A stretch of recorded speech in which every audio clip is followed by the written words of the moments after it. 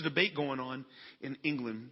And these theologians and speakers and professors got together to debate, what is it about, what is the belief in Christianity that makes it different than all the other world religions? Now,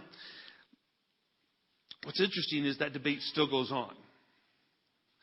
And in fact, there was a debate. It wasn't really a debate. It was a conference that happened in Utah, which all these world religions came together to debate it, basically, to talk about it. And it's really messed up now. But we're going back to when it was one time it was first starting, when this was happening. And they're debating, what is it? Why is Christianity so different? And they were arguing, and they're fighting. Because they had different ideas on what it was. And they really couldn't come to consensus. And then a young man walks in, and his name was C.S. Lewis. And he says, what's all the fuss about? And they told him. And he says, well, it's easy. It's grace. One word. Grace. I want us to think about that word. I want us to think about this word, grace. Grace is, the term grace means unmerited favor. Unmerited favor.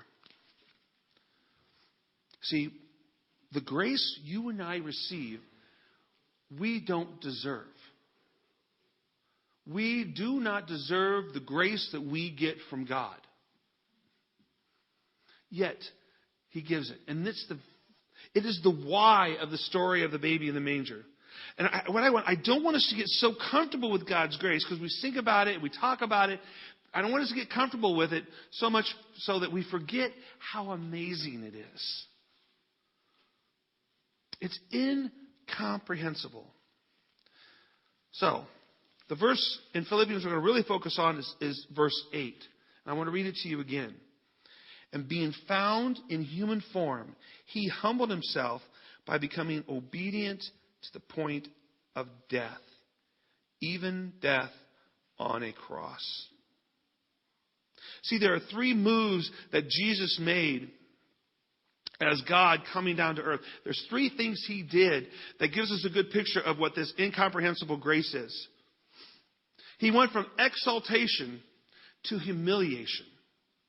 Okay? He went from being exalted as God to being humbled as a servant. And why? So that you and I could be exalted. That's why He did it. See, Christ humbled Himself. He took the actions. It wasn't that somebody came along and humbled Him. It's that He chose to be humbled. Now, there are many things in our lives that humble us. Marriage humbles us greatly. Sometimes not enough, but we're humbled in marriage. Our kids humble us. Sometimes they say things, especially young kids, that are just like, wow. We were on our way to a basketball game. We were heading to the basketball game at Norwell. Caleb had gotten free tickets because the middle school girls had come over and played basketball for his class. And Caleb and Abigail in the back seat, and we're sitting there driving along, and they see the Christmas tree at the library, and they're talking, and Caleb says, you know, Abigail, he says, Christmas is not about the Christmas tree and Santa Claus. And she says, I know. It's about Jesus. He's like, yeah, Jesus came. And she says, you know what? And Jesus came to die for us. 4 years old. And she's already declaring the gospel. That's humbling as a father. And I'm sure all you parents could probably say there are things that your kids have said that have humbled you. But see, the problem is it's difficult for me, and I'm sure it's difficult for some of you, to be self-humbled. I don't like being humbled by myself. We want to get praise. We want to be noticed. We want to be the center of attention. And in our society, especially in Western Christianity or Western world, you know, it's about us. It's all about me. And Jesus says, no, it's not about you. It's about me, Him.